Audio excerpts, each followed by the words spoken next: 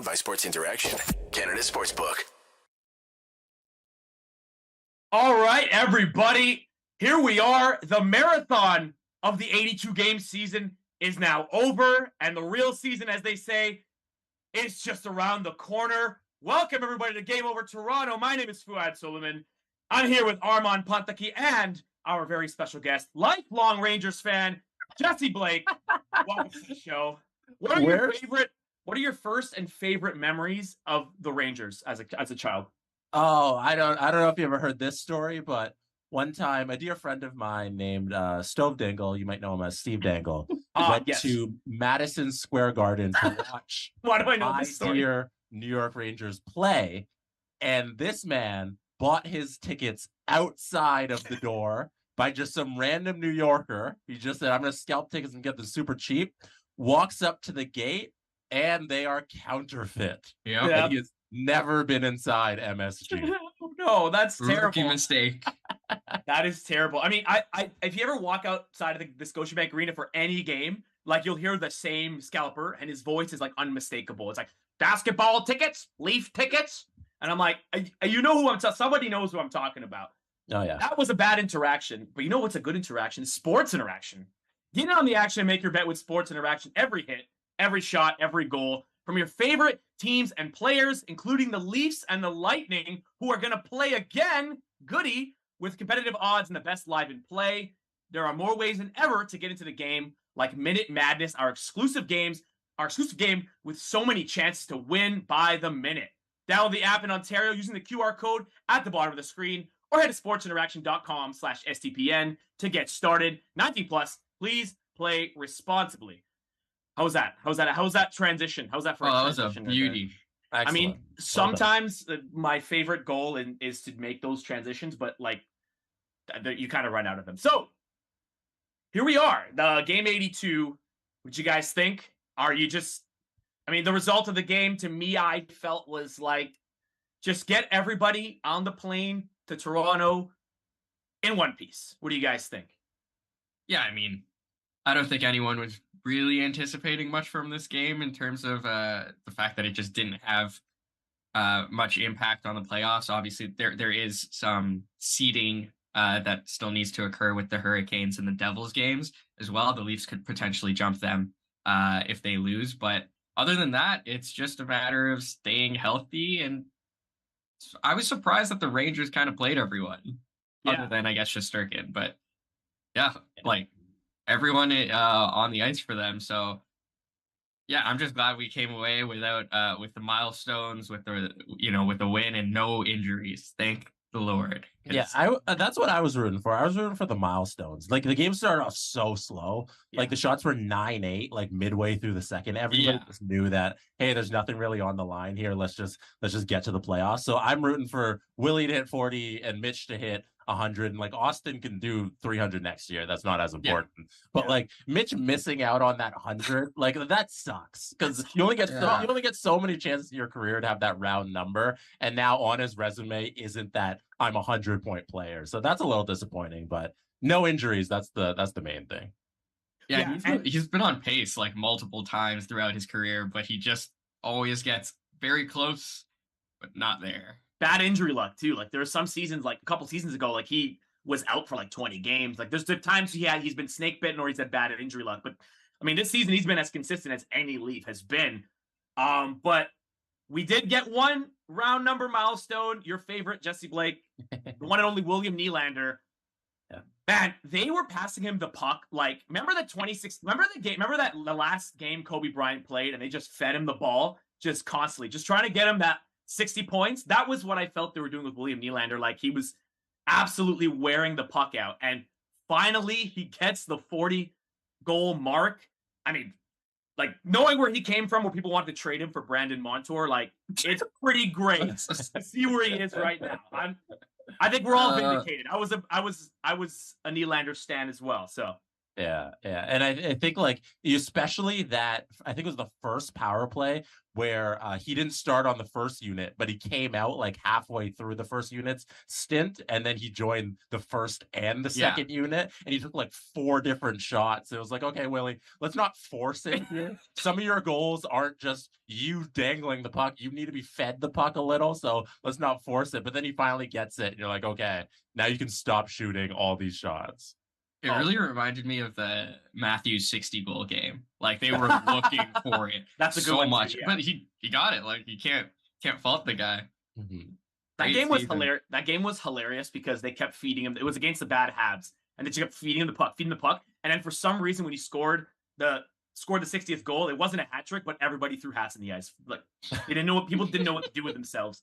I was there, and I'll always remember that. I'm like, what? Okay, I guess it's fun, but.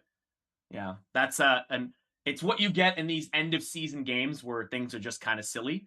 What did you guys think about? I mean, I guess the last few games, Matthew Nyes, the venerated prospect that everyone's been talking about, but few people have like really seen. I've been super impressed by him because he seems to have a lot of poise and strength on the puck, but he's like also has an eye for the offense at like his young age of 20 years old. I don't know, guys. I think he should be in the game one lineup. Oh, my voice cracked. I think he should be in the game one lineup. What do you guys think? I think third line. You go first, Jesse. Yeah. I think if you build the lineup with everybody healthy, he's the last forward out. I think you have the guys that you've been running with all season, and they've built a great 4 lines with Ryan O'Reilly now there. It looks like he's going to be the last man out. But today, as you said about his offensive ability, today he looked fantastic. I thought the first 2 games he was a little lacking. You could see him kind of wandering a little bit. I mentioned this on the Steve Dangle podcast, but when you don't really know what to do in your own zone, your thing is to just go to the net. And like his smarts to just do that by default are like A+ for him. But that means he doesn't know his positioning as well with the guys he's on the ice with. But tonight, I thought, especially the takeaways in the offensive zone, there were like 3 along the boards where they led directly to scoring chances. He was fantastic, and he almost scored a couple of times. So there's a lot of promise, but I think he's the odd man out when we start with Tampa on Tuesday.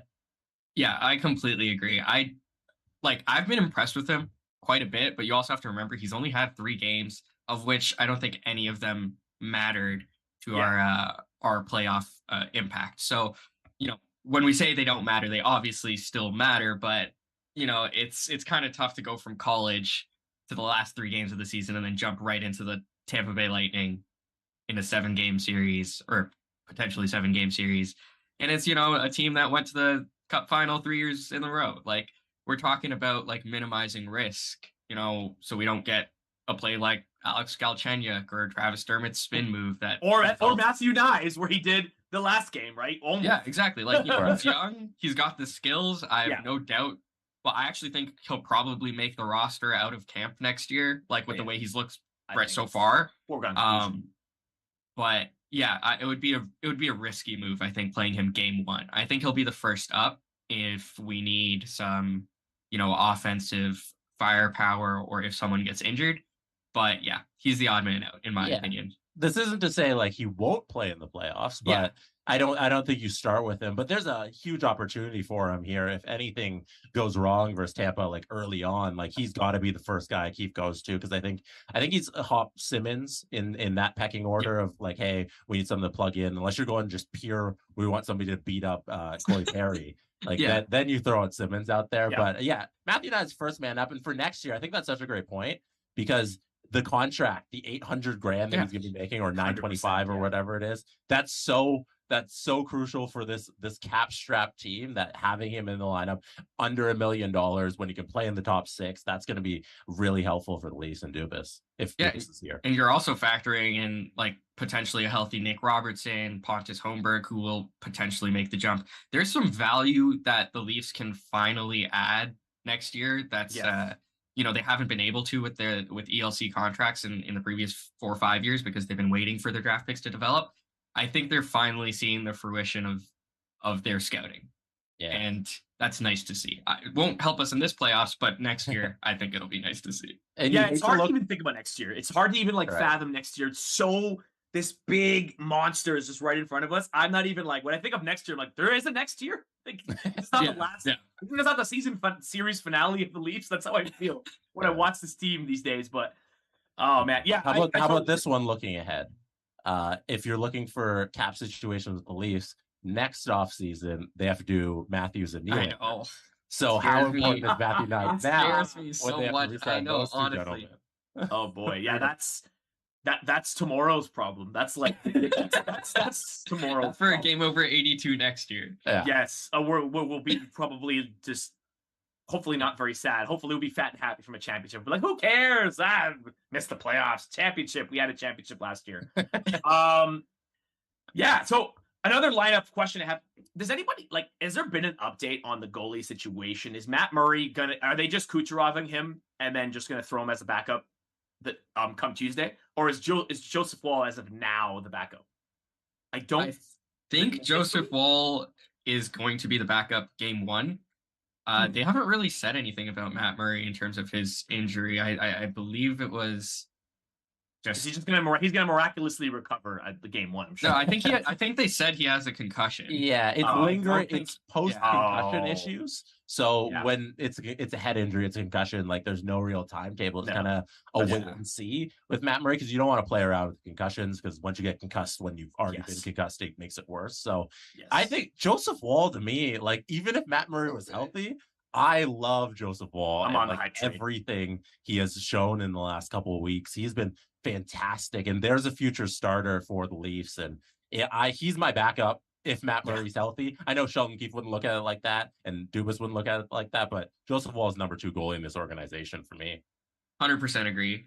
And another guy who next year is only going to be $800K, so look out for that next year. But when was the last time the Leafs had a young goalie that had starting potential? Like we have Garrett Sparks, but that quickly went away when we saw him play in the NHL. It's starting potential. That's your caveat. It's starting potential.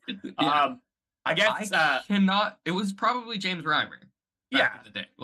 But even he, I don't know if he was he as promising as Woll. Like Woll was picked a little bit higher and has a bit better, more of a pedigree than Reimer did. Well, no, Woll was a 3rd round pick, so around the same. Like I think Reimer was a 4th round pick.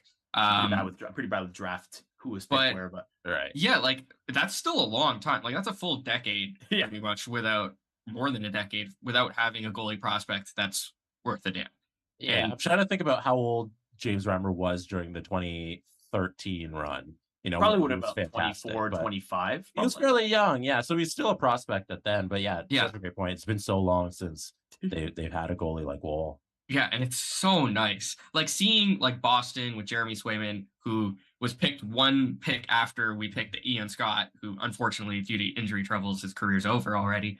But like just seeing those good teams get those picks for goalies and they turn out to be insane value, it like really makes a difference because goalies are pretty expensive in the league. Even so like Murray's getting like $4 million this year from us, and like it's already retained. Samsonov and Woll for a grand total of like 2.7, I think, is insane. Yeah, you're laughing at that point. Yeah, I think you're laughing at that point.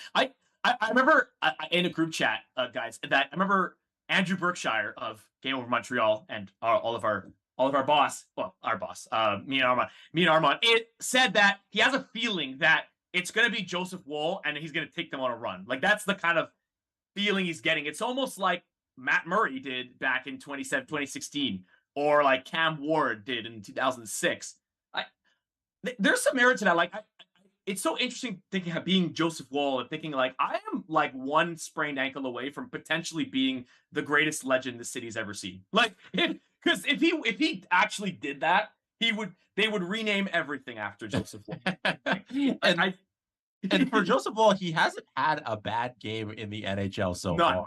Like if you go through his entire game log, it's above 900 goaltending. He's only had 1 career loss. Granted, it's only been 6 games, but he's 5-1, and that 1 loss came to Columbus where he faced 40 shots on goals, first ever career start. And since then, he's been above a 920. He's faced a lot of shots. Like tonight, it was versus Tampa. It was 48 shots on goal, 45 saves, and he's been unreal. And if he gets the opportunity, I think he'll rise to the occasion because like that's all we've seen out of him is stellar goaltending. Yeah, and what's more like what I think is more impressive is the improvements he's seen from year to year. Like his first year on the Marlies, he played 32 games and had an 880. Then the next year it was 892. Then he goes to the Marlies and puts up a 907, and with the Leafs he put up a 911. And then this year 927 with the Marlies, 927 with the Leafs. That is a marked improvement every single year. And that's, I think, what you need to see when it comes to progress from prospects is a year-to-year improvement because, you'll see prospects do well, but they stagnate in like the minors. And then that doesn't really tend to translate too well into NHL play. But yeah, he's just improved every single year. It speaks to his work ethic. And I'm very excited to see where he is next year and what we do with the Murray contract and re-signing Samsonov as well as he's an RFA. Yeah, and that winning streak he had with the Marlies too, like that does so much for somebody's confidence. Like it's not doing the winning streak at the NHL level, but at any pro level, going on a long run like that where you're dominant, like, and now you know what it takes to just compete at that level. He's gonna be a star. Like I don't know. I don't know if it's this year or if it's next year, but I don't see how Joseph Woll isn't a starter eventually in the NHL. Yeah, 100% agree. Totally. Okay, so I want to ask you guys a question. I want to like kind of look forward to Tuesday. What's everyone's biggest concern going into Tuesday? I mean, I'm sure there are a lot, but like, what would you think? What would you say is like, ooh, that scares me? For me, it's our stars not producing.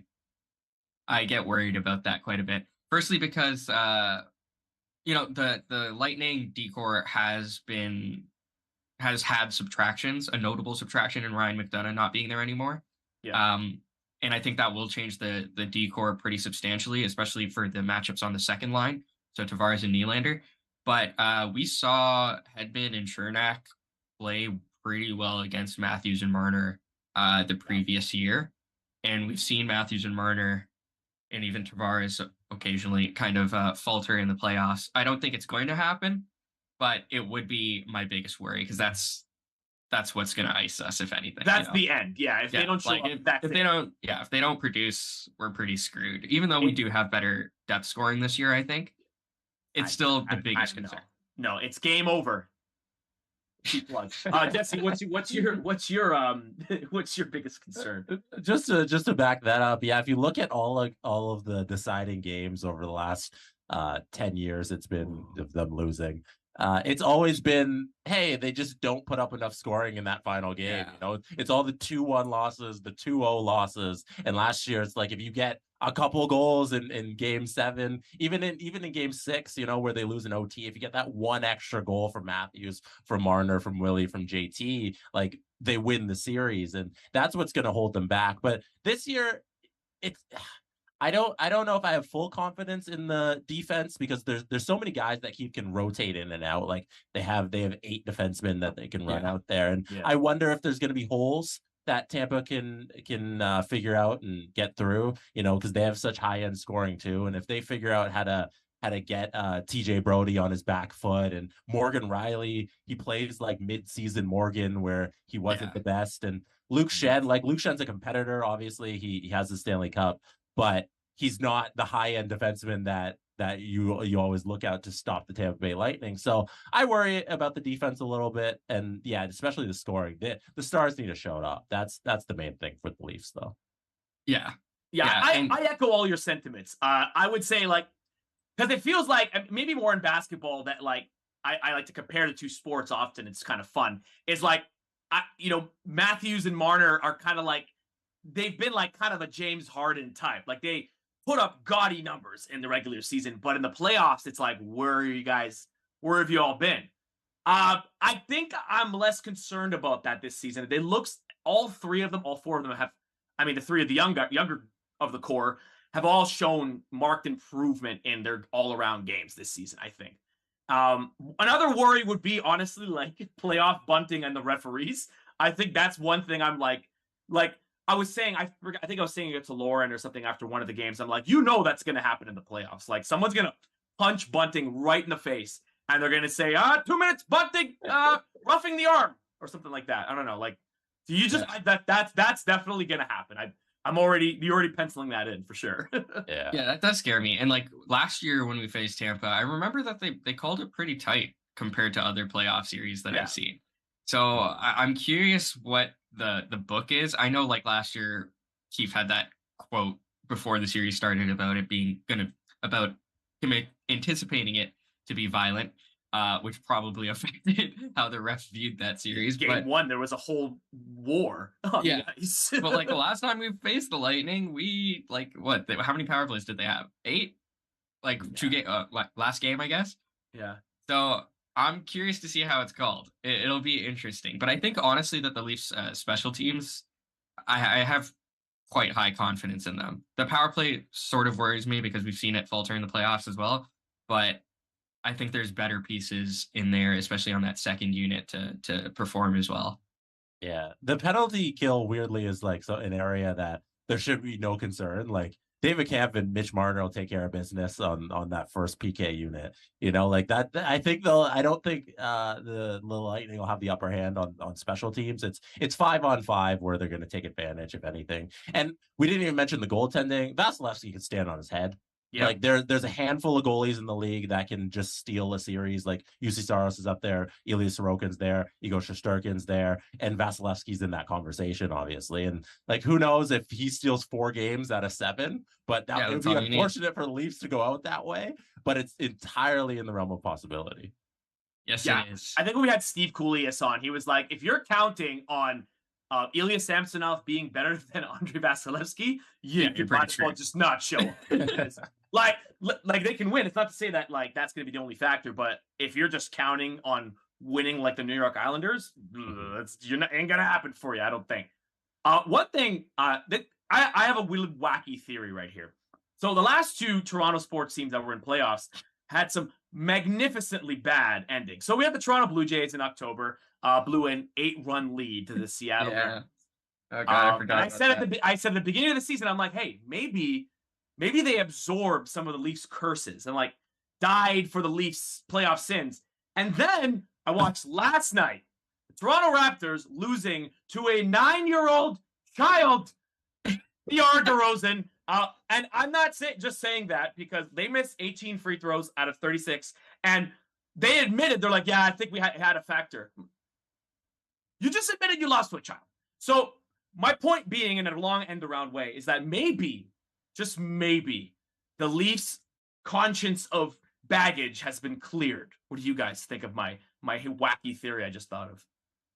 Yeah, I think the Toronto curse is real. I was at the Jays game yesterday, and we were kind of taking a look at the play, and literally Siakam missed those last 2 free throws. I knew it. And then, I knew it was gonna happen. Like right after that happened, the Jays got a walk-off run in the 10th inning, and we were like, all right, the curse had to be, it's just how it is in Toronto sports. The sacrifice had to be made. Toronto sports is a simulation. That's like, its life is a simulation for sure. The Raptors, they did it in 2019. Like they broke the curse, I think, for a little bit, and then it was back and full. It's a glitch in the matrix because last night was that was the most Leafs like loss I'd seen. Like I don't even know what that was, the basketball equivalent of the David Ayers game, except it was in a playoff game technically. Like a non-player, like a civilian, beat them. All right. How does that happen to 2 teams? The Raptors have been doing that all year. Like that game they've was been just best, the Raptors in a season. They should have never been in a position where you're blowing a 19-point lead. That's their thing. Is they have no closing ability in the fourth quarter. It's like you're every single day of the week in a fourth quarter, you're taking DeMar, Zach LaVine, and Caruso over whatever the Raptors are serving out there. And I'm glad that the Bulls put the Raptors out of their misery because I didn't want to watch another game. I didn't want to watch them go down to Miami and lose to Kyle Lowry. Like that wouldn't have been a good time. God forbid, or get smoked by the Bucks. Oh my God, yeah. Even if they beat Lowry, like who wants to watch screwed either way? Like the NBA wouldn't even televise that. They would just say, you know what, this is going on PBS. We're donating this series to public television. Anyway, that's enough Raptors talk before we lose all our viewers because that's it. That's all. I'm done with the Raptors for now. I want to forget that team. Do you guys think that the Leafs are better this year in terms of the playoff game 1 lineup than they were last year? Because I personally 100%. Think they are. Yeah. Yes. So like when we're 100%. talking about like subtractions and additions, Mikheyev, Kasha, Spezza, Engvall are probably the largest impact subtraction. Oh, and Muzzin, of course. Yeah. But we added Yarncroke, we added Ryan O'Reilly, we added Achari, Zach Aston Reeves, Lafferty, Nyes potentially, obviously, and then Jake McCabe, and then Shannon and Boosh are kind of interchangeable. But like Ryan O'Reilly is the biggest impact player of that list. Yeah. And then Yarncroke as well, being put on the top 6 and pushing Bunting and Kerfoot down, because last year we started with Kerfoot in the top 6. And now we have Bunting and Yarncroke there, and that works so much better. I think the Leafs are a better team. And I think the Lightning are a worse team as well, because they lost Palat and McDonough, and they didn't really have a replacement for him. And then Jeannot is also potentially injured for the first round. We don't know when he's coming back. So, you know, when I look at beat up too, they're also older, more beat up, a lot of miles on more that. Yeah, bruised up, right? So yeah, it's not only a better Leafs team, it's a weaker Lightning opponent, because they've played so many more games than any other team in the National Hockey League. They've played a full season more than everybody else because of the amount of playoff games they've played. And just looking at last year's lineup, like Kyle Clifford was in game 1. Like we forgot that, which is insane. Kyle Clifford played 49 seconds. For not even 4 minutes. I was gonna say 4 minutes. No, like it was minute. 49 seconds of the series last year. Like and then he took the major penalty, right? Yeah, and then he was done. Yeah, and never. I'm like, you deserve that major penalty. I'm like, yes, you deserve that. How far down is Clifford on our depth chart right now? Like he's on the 8th line, probably. He's like the 4th line on the Marlies. Yeah, like, he's so far removed. I don't think he's ever gonna get a call up, especially in a playoff game. But that speaks to like I think where the Leafs are right now compared to last year. And you know, like the Lightning have really struggled this past month, and I'm not going to draw conclusions to that because it's the Tampa Bay Lightning, and you can never, ever count them out. They're like Michael Myers. You don't. They'll come back. They're dead finally. But I am like, I hate this because I say it every year, but I am confident in this team, you know, to get through it this year. And famous last words. Famous last words. I know, but like. Genuinely, I have a lot of hope, and that's what scares me the most. It's gonna hurt again. No, this year's different. This year is the best Leafs team we've seen out of all of these Marner Matthews Leafs teams. Like this is the best one, and I think like to your point, looking at last year, like Ilya Lyubushkin was in the lineup, Wayne Simmons was in 2 games, like all of Colin Blackwell was out there, who's a decent player, but I think we've upgraded in all those positions, and this is the best Leafs team. This is their best chance, and if they don't win this one, then the reckoning comes. Last year had excuses. Like you took them to game 7, it was 2-1, everybody thought you were in it. It could have gone either way. This year, there's no excuses. None. Yeah. Now it's like you're the favorite here, and if you don't take care of business, then we're all out of answers. Next year, we won't be sitting here saying the same thing of like, "Hey, maybe you could do it." Like, no, you'll all be gone somewhere else. Yeah, not how firm your handshake was. It's like, oh wow, they had a great, good, firm handshake in the handshake line. No, that like yeah. To your point, Jesse, like in my view, like this is there's zero excuses. There's zero anything. Like this is. You got the ball at the 1 yard line and you just have to punt it in because drive it in. Every single time they've had these series, they've been up too against harder opponents with lesser teams, right? You know, they've been up against Boston and they've been up against Tampa last season. Now it's like, no, like if you're up, you need to absolutely end it or else we know that it's a problem with the Stars. And it's like, okay, we need to make some real changes and have a good hard look at the team. Yeah, and they're on the 1 yard line. This time you hand it off to Marshawn Lynch and you don't try and throw a pass and get intercepted. You know, just play the simple game. Oh, that's and Nylander had a great quote recently before the game. He was asked if he was proud of his season, and he said, "I'll be proud when we fucking win." And that's the vibe we need from our Stars. Like, regular season be damned. This is where you make your legacy, especially in Toronto. And it's a make or break season. This is where the legacy can either go in a very positive direction or completely fizzle out into one of the worst failed attempts. It'll go down like the Brooklyn Nets of, I mean, except 7 years. Imagine Kyrie, Harden, and Durant for 7 years, and they didn't win a playoff series. That's how bad it would be, right? That was just a 2-year disaster. Or like the OKC Thunder when they had Durant. A lot of Durant here. Durant, Harden, and Westbrook, right? Right. Like, those teams not winning anything, that's a failure. And you're going to go down in that. I'm sure there are other examples in other sports, but those are the ones I could think of quicker. It's quick. The biggest underlying story of this whole series is Kyle Dubas is without a contract. Yeah. If they lose, like the team might not have a general manager, and if they win, he might just get paid a lot by the Penguins organization and leave and go be president of the Penguins. Who knows? And it sucks because, like, you look at the other GMs available, and I don't think they're as good as Dubas. But also, no one what out is there an is better than organization? Kyle. I mean, Exactly. let's be fair. We have one on the call right now. We got Jesse Blake, okay? I don't know. I've seen him on the NHL games, and I'm not too confident in that. Oh, hey. I got no boss, but I got a lot of heart. That's your box right there. Yeah, you're a real locker room guy. Exactly. It's locker room presence matters. Oh, I mean, I always hear that if they don't win, that like Dubas is just going to be fired. I'm like, do you think Dubas wants to come back if they don't win?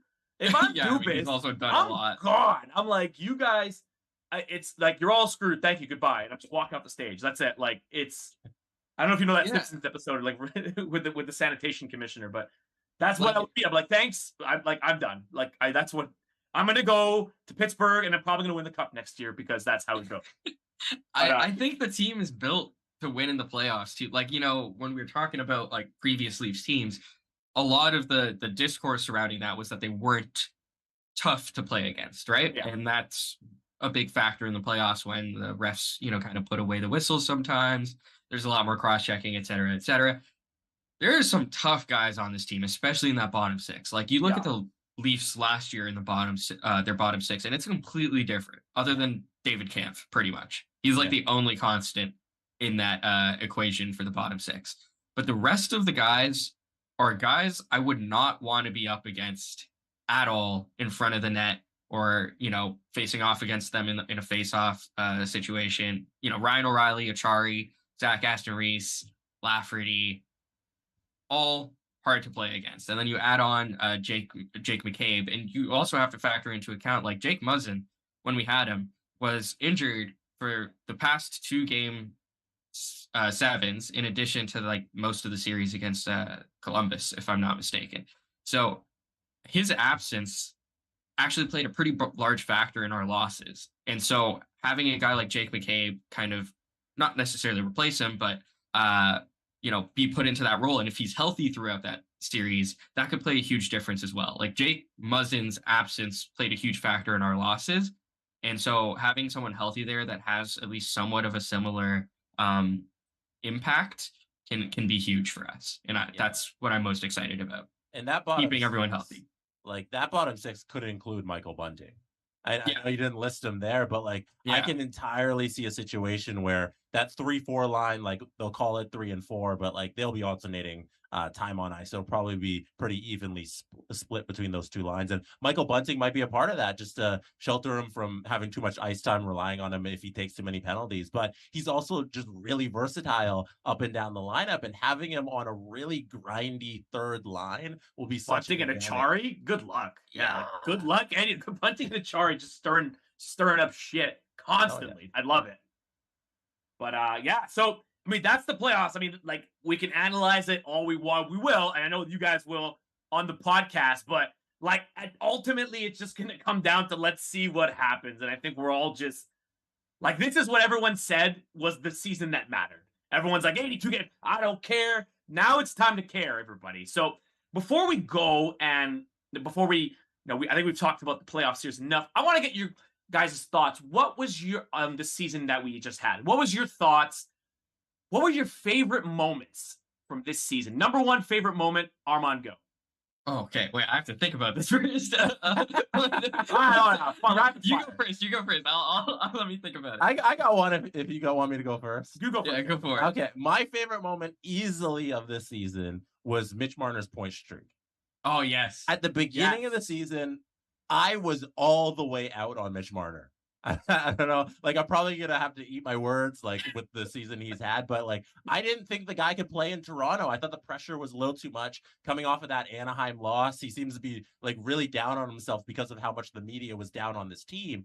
And then he goes on that magical point streak where he sets the record for a least player consecutive games getting a point. And for that, for those moments and that moment for that guy to lead the team in points to win the fans back over, like for me that's the best part of the season is just Mitch's run. And even like I think it was during the point streak where he had that unreal turnaround. Do you remember the turnaround goal where he dangled the goalie and then went top cheddar like that? Oh, I think it was the Edmonton game. Yes.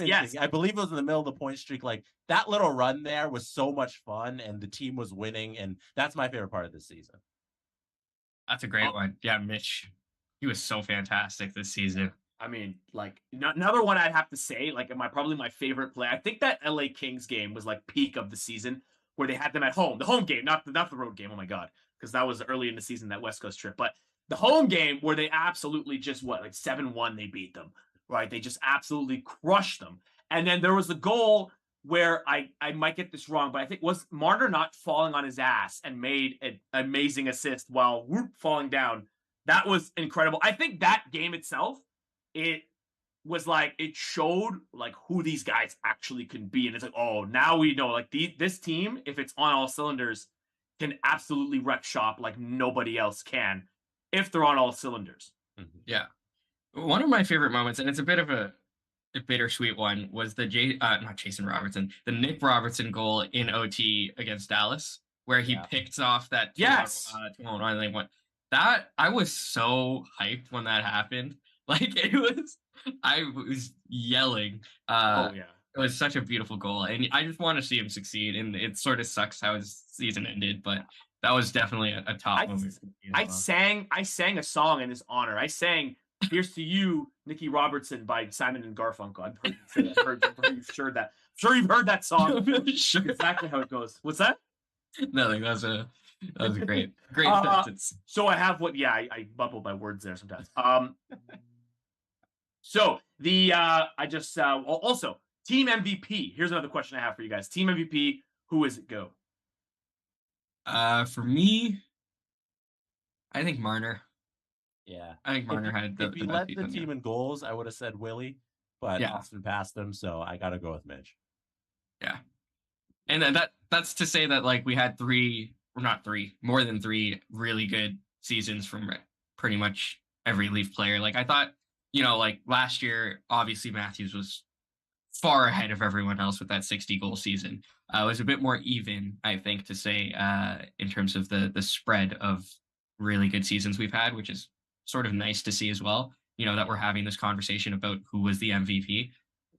I would say Marner. That's really good for the playoffs, like coming up. That the fact that they had such a balanced scoring season, like Tavares had a great year. Even Bunting put up a good chunk of points, So just that's a good sign for the playoffs in that, hey, we don't really need to rely on Austin taking over and scoring a whole bunch over the course of 7 games. Like the scoring can come from anybody here leading into the Tampa series. Yeah, for sure. And it's nice to have Ryan O'Reilly and Yarncroke also possess a scoring touch. Zach Aston-Reese has shown it in the past month as well. With his like 10 goals on the season, but they're nice. His scoring touch, I don't know if that's a thing that exists. More like scoring hammer. He can the right word. He can deflect the shit out of the puck. Like the 2 goals I remember him having, like the 2 recent goals were just some like crazy like magic goals where he just touched the puck and it just somehow into the net. Like there was one where it like made a rainbow into the net. I'm like, this guy has some skills. And he's so good at it, he did it twice. Exactly. I'm predicting a Zach Aston-Reese Hattie in this series. He might not even play in some games, but you know what? That would just be... Fuck it. Dangle needs to use his Zach Aston 3 line sometime. Oh yeah. I want that to happen just to see the look on his face when he gets that title of the LFR. Because that's just like that's gold, right? Okay. Biggest surprise of the season. Samsonov for me. Good call. Yeah. I was always sort of high on him when we got him, but that was mainly because it was 1.8 million. He was an RFA. It's a low risk move, and if he works out, which he did, of course, you retain his rights. But yeah, he exceeded my expectations pretty drastically. I was not anticipating him to play enough to become the starter, but also to do it without there being any sort of concern on my end. Usually when you get a low cap goalie like Samsonov, who has had previous issues, something like Jack Campbell as well, and he starts off well, there are still some moments where you're like, I'm not too sure. And that's not to say that Jack Campbell played poorly for us, especially in the playoffs. I don't think he was an issue. But at the same time, there was a little bit of worry in me, especially when playoffs started, that Jack Campbell kind of had this month or two of poor play. I have not really seen that from Samsonov. Like, he had a bit of a skid somewhat in the midseason, but very short and not really a skid. Like, he's been very consistent from what I've seen of him. And, you look back on last year, and he was a decent sized portion of why the Caps lost. And you saw Ovechkin kind of yell at him. And with that aspect to it and him being a little younger, I wasn't anticipating the season he had. Like, he has been so solid. So that's my biggest surprise, and it's a pleasant one. For me, it's got to be I'm going to do two. So one first mini one is Joseph Woll. I read off his stats earlier, and I forgot he played 4 games last year. Yeah, his first career start was not Columbus this year, but like I didn't expect this out of Joseph Woll. So that's my first surprise. But my main first surprise is Kyle Dubas going for it at the trade deadline. I don't know if you're looking for a player, but like Kyle Dubas just going out and getting Ryan O'Reilly, doing the Jake McCabe deal, Achari, just him actually pushing all Luke Shen, like earlier doing Connor Timmins, like him pushing all of his chips on the table and saying, okay, guys, I've done my duty here as GM. I've gotten you all the tools and all the players you need. Now it's your time to win. I didn't expect that we'd get that out of him. Like, I didn't know that Dubas had the ability to just make all the trades he wanted and actually go load up for the playoffs. And I was so happy he actually did it this trade deadline. Yeah, and he hasn't done it before too much. Like, obviously we've spent assets previously, but this was a level of going in that he's gone for singles, not home runs. Yeah, don't tell me Nick Ritchie and Foligno are all in moves. Like, no, I mean, we did spend our first and 2/4 on Nick Foligno. But those aren't all in moves. Like, everybody around the Leafs has always been doing this and going out and getting the big guys. And finally this year, the Leafs played with the big boys and got some names, some brand recognition in Ryan O'Reilly, and then all of the other pieces they added. It was 100% really great. And it was fantastic to see. And it was definitely surprising because, Dubas likes to tinker around the edges. He doesn't like to make the big move all that often. And so, yeah, he made a statement, and it's on the team to kind of push through and give him something to cheer about. Win 4 games. Just win 4 games. That's all we're asking for right now. That's it. That's simple. We'll worry about Boston if we get there, but win 4 games for now. I think for me, it's probably like we mentioned him earlier. To your points are probably the biggest surprise, but I'm gonna go. We mentioned William Nylander earlier, and to see like him make a bit of a leap as a player, because I'm not sure exactly what his stats were last season, but I like to become a 40-goal scorer and to have like 80-something points. Like, that's not something I was expecting from him this season. I always knew, he'd be a good high-scoring winger, but he has made himself such a bargain to which it's like, could he get even almost double what he got now in the open market? I think he could. I mean, maybe not. I don't know. Let's not talk about it. That's a problem for 2024. I'm just saying, William Nylander, surprisingly amazing. Okay, let's just say that. Let's focus on the positive. Okay, before we go, got to do it. Okay, so Harness just came through. 34 goals, 80 points this season. 30 goals, 87 points. Pretty marked improvement, but he was really good last year as well. 40 goals, he means, he had 40 goals this year. But it's just nice to see him take a step, and that's 6.9 million. Oh, such a good contract. Like, I mean, come on. I was told it was an overpay, but imagine if, like, do you remember in the 2014 draft when people wanted Nick Ritchie over this guy? Like, Certain imagine the cer- riots right now. certain hockey pundits wanted some more grit and grind, some more truculence and some more, more grind, more sandpaper. That's the word. Yeah. Anyway, glad they didn't listen to that. Okay, so before we log off, I just wanted to ask you guys simple question: what's your prediction for the Tampa Bay series? Let's go. Jesse, I'll let you go first. In the chat, that question is for you as well. I've got, I'm going to say it, Leafs in 6. Oh. Leafs in 6. All right. I also have Leafs in 6. Nice. Yeah, I was debating whether or not to put Leafs in 6 or Leafs in 7, because of course the Leafs are going to win. Let's be real. No Leafs bias there. But, yeah, I just don't want it to go to 7. I don't think my heart can take it anymore. So, Leafs in 6. Harnish in the chat says Leafs in a sweep. So, if ever there's a problem, you can blame Harnish. No, I'm going to say Leafs in 7 because I just can't. You can't do it. I can't pick against this team because that would mean everything we watch is just a total sham if they didn't win the series. But I just can't.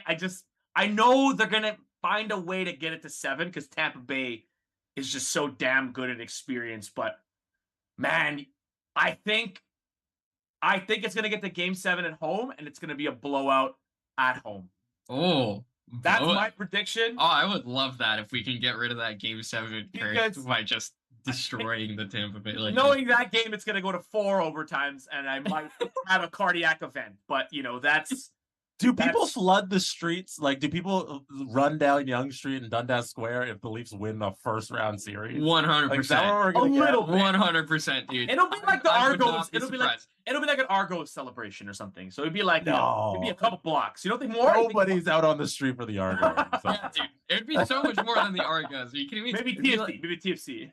It'd be like the Raps championship win. Oh no, that was. I don't know if you remember that. No, I drove down winning a round has not happened since 2004. I think it's a big deal right now. Yeah. Before we literally I was 10 years old. Yeah, we literally have the longest postseason qualification streak with Boston right now at like 7 seasons, I think. Wow. And we also have the longest first round postseason, first round not winning streak as well. So there's another team. Before we go, I know there's one more team that hasn't won a series since 2004 in, let's just say, the core 4 sports. Who is it? Could you guess? In the core 4 sports? What sport? NBA. Hasn't won a first round series. It's the Kings? No, maybe it is.